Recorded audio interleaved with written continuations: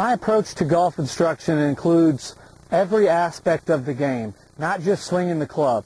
And every aspect of the game, in my opinion, includes fundamentals of both the full swing and short game, shot making, properly fitted golf equipment, fitness, nutrition, and the mental side of the game, goal setting, and statistical analysis. All of those make up my golf program.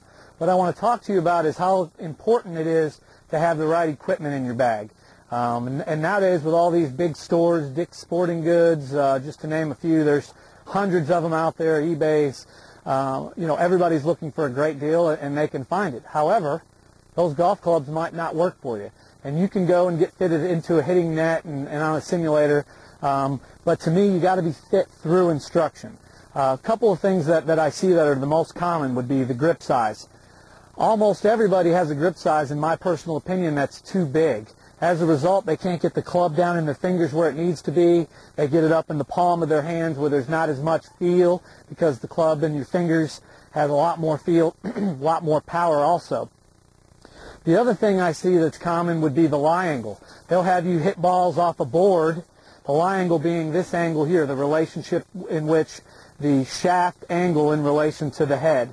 They'll have you hit off a board without being able to see the flight of the ball, and because of your overly steep swing plane, you keep marking it out here on the end of the club, and the professional says, or salesperson says, well, you need an upright golf club.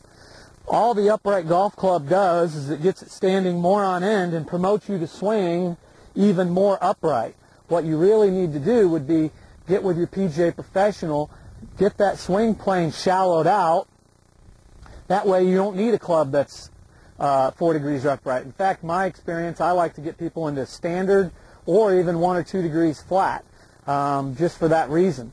Also, same thing with drivers. You get fit and put on a launch monitor, and your spin rate is, your launch angles is too high because you hit down on the ball, which puts backspin on it. So now you have a low launch and high spin, which is the exact opposite for what you're looking for. So then the manufacturer, the person fitting you, will say, okay, you need an 8-degree lofted driver with an extra stiff shaft.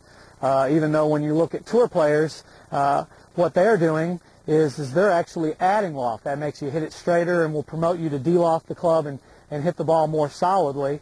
And all you're doing is getting fit for compensation rather than fit through instruction.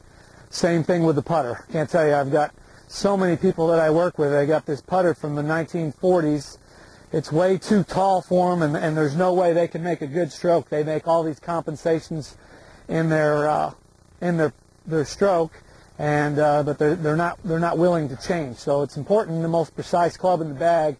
It only makes sense to get set up properly and then get fitted for it through instruction.